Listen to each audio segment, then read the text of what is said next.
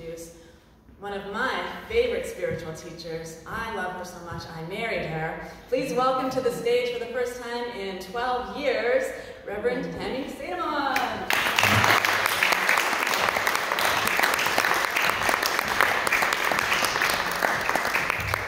Fantastic. It's been a minute since I've been on this stage, for sure. I remember when this stage was built. That's how long ago it was. So, glasses. I'm just taking a moment to fall in love with all of you. Taking a moment to look around the room and see these beautiful faces. Oh my goodness, how beautiful, how beautiful. So today, our theme, in fact for this whole month, the theme has been passion and purpose. And today our theme is perfectly imperfect passions. And what I want to talk about is how we sometimes don't even know what our passions are. We don't even know what our purpose is. Or we know what our purpose is, but then we question it and we question ourselves and we don't have enough faith in who we are as a person, as a divine light in this world. So to start off with, I want to give you a little quote. This is actually a Buddhist saying. Before enlightenment, chop wood, carry water. After enlightenment, chop wood, carry water. That's kind of like life purpose. Before you know your life purpose, you're chopping wood and carrying water. After you know your life purpose, you're chopping wood and carrying water. So what is the difference? Well, Ernest Holmes writes, "Let us waste no further time looking for the secret of success or the key to happiness. Already the door is open, and whosoever will may enter." The door is already open. So this is where we're going to go with this. I'm just going to, there, that's a little better. I love the Tao Te Ching, so I'm also going to give you a quote from the Tao Te Ching. This is from chapter 44. It says, "Be content with what you have. Rejoice in the way things are. When you realize there's nothing lacking, the whole world belongs to you." When you realize that there is nothing lacking in this moment, the whole world belongs to you. So what does all this have to do with your purpose and your passion? Well, firstly, I want you to think back to a time in your life when you started a new job or maybe a new volunteer position or some new pursuit and you thought, yes, this is it, I am finally doing what is mine to do. I finally get to express my passion and my purpose into the world. And you're so excited about it. And then maybe a couple months in or maybe a couple of years in, suddenly reality sets in. And you think, really? Is this what I signed up for? Is this really my passion? Is this really my purpose? Because there are all of those little bits of minutiae in life, all of those little pieces of things that you have to do that don't really feel all that passion-filled or purposeful, but they're all part of life. And so you start to wonder, perhaps, is this really my purpose? Is this really my passion? Do I need to look for another job because I don't know if this job is it? Now, I'm only saying this because I know that this has happened to me several times in my lifetime, where I've thought I'm in the perfect position, I'm in the perfect way of being, I'm doing the perfect thing for me, and then at some point or another I ask myself the question, is this really what I needed to do? And I'm so grateful for all of the work that I've done in life purpose, because I know that when I get to that point, I have to dig a little deeper. And this is where we're at. For this week, we want to dig a little deeper and figure out, well, what is it really? What is this idea of purpose and passion? Because purpose isn't a job description. Your life purpose doesn't have a job title to it. It doesn't come with a paycheck. Your life purpose isn't the thing you do. Your life purpose is who you are. and there is a quality beneath all of those things that you do. A quality beneath all of the way that you bring yourself into the world that is your life purpose. It's the God spark through you that wants to be expressed in whatever circumstance you're in, whatever circumstance, whatever job, whatever moment, whatever relationship, whatever anything, your life purpose is present within you, seeking to be expressed. And we always have the choice whether we listen and whether we express that, whether we bring that part of ourselves to bear or whether we don't. So there's a great quote from Gary Zukav. He writes, "Every circumstance serves equally the evolution of all involved, offering each individual the perfect opportunity to create anew and hopefully create more wisely and compassionately. Every circumstance serves equally to the evolution of your soul, of your purpose. Every circumstance." So when you're thinking about your life purpose, if you've been in that position of I'm in this job, or I'm in this life, I'm in this relationship, I'm in this community, I'm in this whatever it is, I'm in this pursuit, thinking that this is it for me, that I should be passionate about this, that this is my purpose, I should be feeling so much better, and why am I feeling so awful about it, and this is not where I want to be anymore.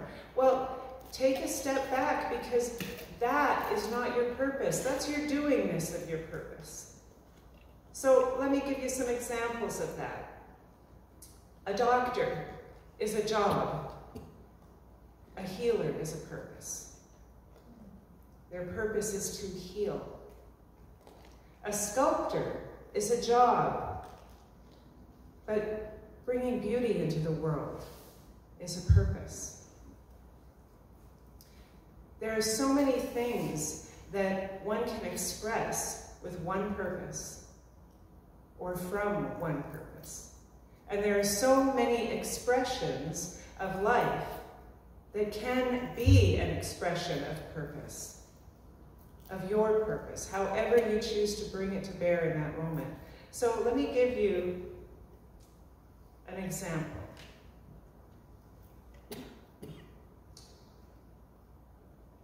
There's a story from a book called Noble Purpose by Dr. Barry Kierman that I studied many, many years ago. He talks about a shoe shine person, a man in Hong Kong airport. And he was known in all of that area for his magnificent shining of shoes. People would go out of their way to go to him because there was just something about him. There's something about the way he brought himself to shining shoes that made you feel like he was really caring for you, for your shoes, for this moment. He was so present for it. And he was asked at one point, how do you bring such joy and passion and love to every time you're shining shoes?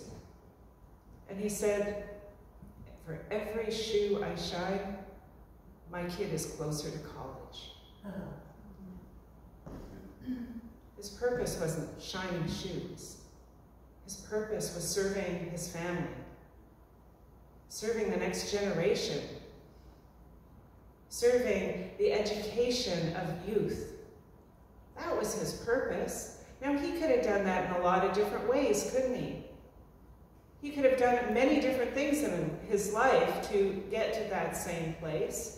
But this is what he was doing. That was the moment he was in, and he was in it. He was embodying that moment. He was embodying his purpose in every moment, squeezing the juice out of life in every moment to live the purpose that he is. So there's two things I'd like you to learn from that story. Firstly is that any job, any task, any moment has the potential for you to express your purpose and your passion. Whether you're shining shoes or being a cashier in a grocery store or a tax preparer or anything that you're doing, anything that you're doing, volunteering for the Center for Spiritual Living Winnipeg, little plug there, whatever it is you're doing, you have the opportunity to bring your purpose and your passion into that moment, because it is you. It's not the task, it's who you are. So you can bring your passion to anything. The second thing I'd like you to know, actually, you know what, first I'm going to go back to that a little bit more. Because, you know, I see so many examples out in the world where we think that in order to really fully inhabit our purpose in the world, that we need to be something fantastic. I need to be a world-class writer. I need to enlighten the whole world. And if I'm not being that person that is, you know, changing the world at its core, then I'm somehow not living my purpose. Well, let me give you a few examples again, because, you know, you don't need to be Mother Teresa. Humanity. As a cashier in a grocery store, I just mentioned that example. As a cashier in a grocery store, every time you pack somebody's groceries, you are serving humanity. And if you serve humanity, if you pack those groceries in a way that is loving and present, you are bringing that love and presence into the world. That is your gift to humanity in every moment that you can. You don't have to be Michelangelo to bring beauty into the world. If you work in a city parks crew and you're out mowing the lawns or, you know, cleaning up trash or whatever it is, you are bringing beauty into the world. You are creating a beautiful space for all of the community to come and enjoy. You are the Michelangelo of that moment. You don't need to be the Michelangelo that paints the Sistine Chapel. You don't need to be Gandhi to create peace in the world.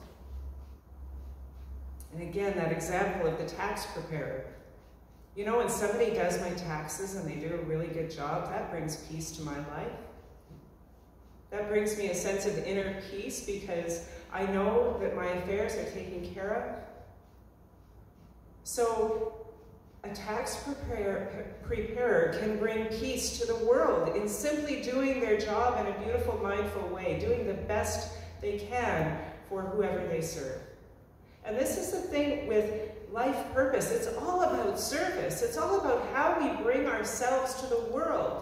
We don't express our life purpose internally without any kind of connection to each other. And the hint is there is no each other. We are all a part of each other. We are all one. So when I express my life purpose into the world, I am bringing it to you.